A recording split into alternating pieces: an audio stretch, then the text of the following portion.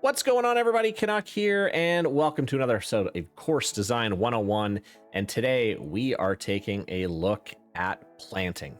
Now, planting is an art. Some people just have the knack for it and can create just some beautiful courses.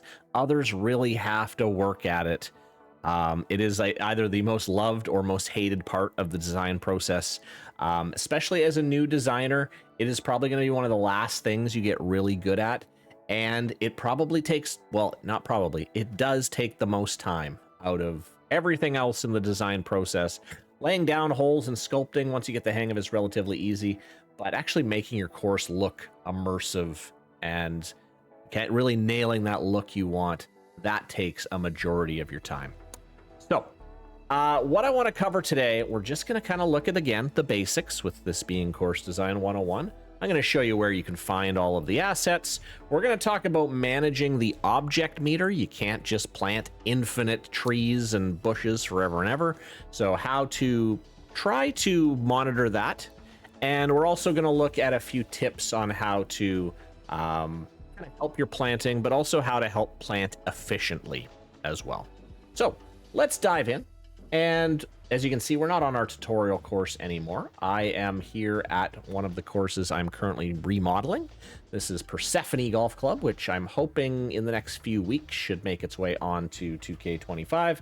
I'm having a lot of fun kind of replanting this, rebuilding some of the holes, but yeah, I'm really enjoying kind of remodeling this course. It's been a good time. So figured this might be a good place to kind of show some of the planting. And I might use this in future episodes as well. So you're going to find most of your objects over here in the nature area. So this is obviously where you're going to find your trees, your stone, your plants, your grass. That's probably where you're going to put down most of your assets. I will probably spend some time in a future episode covering the more non-nature assets. I mean, they're pretty self-explanatory, but I'm going to do a video on its own about walls and fences, which are also a handy thing to have. But let's focus on nature today. And so yeah, there are a lot of updated models, and there have been a few complaints from people about bringing in their courses from 2K23 to 2K23 or 2K25, and they're noticing that the object meter, this meter down in the bottom right hand corner, which they were under at one time, they're now way over. Even though, and I've been confirmed, the object meter has gotten a lot bigger for this game, but also all of these models have got updated too. So yes, even though we have more space, the models are updated, so you know it kind of counteracts. So you do have to be careful, and it is something you have to take into account, especially if you are porting over courses. But there is still plenty of room to place lots and lots and lots of different objects. But you cannot plant an infinite amount of objects. So I just kind of want to show you, my planting on this course is relatively basic, but as you can see, I have a lot of trees down. And I did not place all of these trees singularly. I had some help from the old copy-paste, which I'll show you how to do in a bit. But what I like to do when I start my course is I like to pick a variety of trees and kind of stick with those for the majority. So if I go over to my filters and click on my placed, as you can see, if I just look at my trees, I have a selection of about, well, 1, 2, 3, here's another 6, so 9, and 11 models of trees. You can obviously have more, but the more you use, the more it affects the memory over here. So if you're using a whole ton of different objects, the actual memory meter does tend to go up a little bit, but memory doesn't really influence the amount of objects you put down. It's a little bit weird. Really, the one you have to pay the most attention to is the objects meter in the middle. So remember, with objects like this fescue here, this is all free fescue. This did not cost any plant meter, which is a big reason why I moved it over to the autumn theme, because I wanted this nice, awesome free fescue, which I'm hoping is going to come in the other themes as well, but who knows about that. So if I were to place some trees to get kind of a tree line going, you could do this in a couple of different ways. Okay, you can just, very easily single plant trees like this. And I'm always making sure I'm kind of maybe shrinking them, I'm rotating them, things like that. Okay, just to add a little bit of variety. Okay, making a bit of a tree line here. Oh, we used that one already. But I think you guys get the idea. Okay, so you can single plant like that. You can also, if you want, if you select a tree, you can also multi-object. So right now I have multi-object on, and if I adjust the area size and the fill amount, as you can see, I can plant a whole bunch of trees at once. Now, this is relatively good if you want to cover some like large swaths of land relatively far away from kind of your main course. However, if you do multi-plant, okay, just be aware that multi-planting takes up a lot more of that object meter than single planting. And I can show you this with rocks. So I'm actually going to show you because this is a pretty good example and you can really see this. So let's say maybe I wanted to plant like a rocky shoreline, for example, and maybe I saw a lot of these like really cool little rocks. Let me see. Something like these here, okay? And you might be like, oh my God, I have to put all these rocks here singularly. Well, no, you don't have to. You can hit the multi-object, and now you have a whole bunch. And they look really good, and you can adjust the fill amount. But I want you to keep an eye on this object meter as I plant, you know, let's say I wanted to plant a shoreline here. So just watch how much object meter this eats. So if I place a few of these. So what was it at 43? Like now it's gone up to, that's insane. That's about 63. That almost went up 20% of my object meter is just these rocks. Okay, that is a lot of objects. So as I delete them here, okay, that's a pretty extreme example.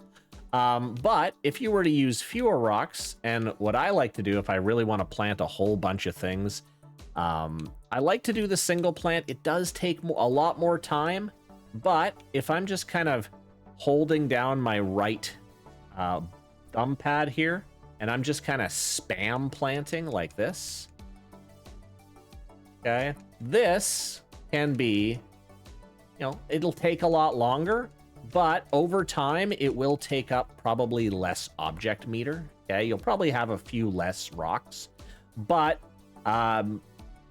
you really have to watch the plant meter because it can get away from you if you multi-plant too much. It's something that, especially with grasses and rocks in particular, you might think like, oh my goodness, planting each individual blade of grass sounds like torture. I don't do that all the time, okay? But if you really need to save object meter, okay, it is a good thing to do, okay? But like, you know, if I were in here and I wanted to kind of add a little bit more fescue, so if I were to head into nature, go to my grass, and I think I have like this, you know, if I add a little bit more here, I make it a bit more dense, it's not gonna kill the meter. You know, it's adding about 0.1 each time I add it, okay? So it's not too bad making a little bit more dense, and it definitely saves a lot of time. But you really do have to manage your planting. So just be very cognizant of the single planting versus multi-planting, because yeah, that can definitely get away from you. Okay. So yeah, some more of my kind of general planting tips. So as you can see in terms of kind of how I've planted this forest area, so I've got a mix of trees, I've got a mix of grass. I do have this forest floor, which I've used the terrain painting on.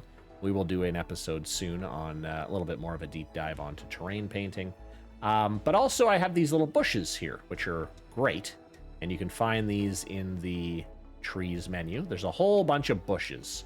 And this bush here is a really good one. But I mean, they're all really good. But if I go into my placed, okay, so I like to use this bush, okay? But what you can also do is you can lower and raise them. I don't usually like having them kind of sit up on top. I kind of like having them sunk down a little bit. And I'll play around with them there. So as you can see, pretty much all of these bushes, I'm rotating, I'm changing the size, I'm changing how far into the ground they are. And yeah, over time, you just kind of plant a few, take a look back, see how it looks, and then get back in there. There's no real kind of process on how to do it. It just takes time. And the more you do it, the better you get at it. So that's kind of how I plant bushes. Again, that's real basic, but there's a lot more to it than that. But we are just kind of covering the basics today. But couple other things maybe I want to talk about. I think we need to talk about how to make the copy paste a lot quicker. So this tree line here was copy and pasted. So I didn't actually plant every single tree here. I used the copy paste feature. So kind of want to show you how to do that here. So I'm going to just very quickly lay down a few, kind of a sample tree line here. So maybe I've got a few of these cedars, and then we'll add a few of the pine trees here. So again, as you can see, I'm changing size, I'm changing rotation. Try to mix that up as much as you can. Maybe I'll add a dead tree in there. Okay, maybe I'm adding that guy there. Just try to make it look interesting. Maybe I'll add a couple of these deciduous trees here as well. Like that. Again, this is very basic. I would have planted more here, but so let's say maybe I wanted to plant this like down an entire hole. Okay, so you can actually do this a bit of a quicker way through the copy paste feature. So what I'm going to do is I'm going to head over to my cursor, and up top it says cursor target. So I'm going to press down on the left stick, and now I can area select. So I'm going to go to area select, and from here I can select a bunch of trees. Okay, and I can select whatever I want. You can use filters, so you don't have to select everything. Again, we'll talk more about filters in a future episode. But here I've selected all of the trees. And now I can go to selected items, and I can actually copy the selection over. Okay, so, and if I just go over here, I can do that. And then I have some more trees. So I could do it again with area select. Maybe I can select both sets here. So I have them all. Go to selected items, copy. Maybe I'll flip it around just so it's a little bit more varied. And then I might actually sprinkle in a few more trees to make it look a little bit more interesting. But as you can see, that is a lot quicker. Okay, and you can cover a lot more ground if you're doing tree lines like that. Okay, some designers insist on planting every tree on their own themselves. You can do that too. I'm just showing you something that can be efficient and can be easy to use. Now, one thing you do have to be careful about, and I was actually I saw this a few days ago when I was actually trying to do this. Let's say I would try to copy it. Okay, if you look over on the right, there's something called height mode. See how right now it's on relative? If I were to click in the stick, okay, we have relative and we have absolute. Okay, absolute is kind of what you want, because as you can see, it follows the land. If you accidentally hit relative, you see how it stays flat? And sometimes what can happen if you click on it, if you look closely, well, actually it's not hilly enough here, but what can happen is some of the trees can float. So you just need to make sure that you have it on the right setting, okay? Try to keep it on try to keep it on relative, and that'll make sure you don't have any floating trees. Because yeah, I did a whole section, and I found that all my plants were floating. So here's relative. So yeah, here, if I have it on relative, you don't want it on relative, because if I were to put that down, see how I have these floating trees here? Okay, so I want to keep it on absolute, not relative. All right, so just be careful about that. So that's how I planted this whole tree line. It took some time, and with this course, I still have quite a bit to do in terms of, you know, adding a few extra little trees, adding in the forest floor, adding in some bushes, things like that. So it's still got some time. Honestly, this really comes down to practice. Don't get too discouraged with planting at first. And just, I mean, honestly, some good tips if you really want to nail down a look. Take a look at some pictures online. Grab some reference photos. Try to see if you can mimic that look. Okay? That's what a lot of designers like to do. And you get really good at it if you do that for a bit. So it's something I really have to work on as well.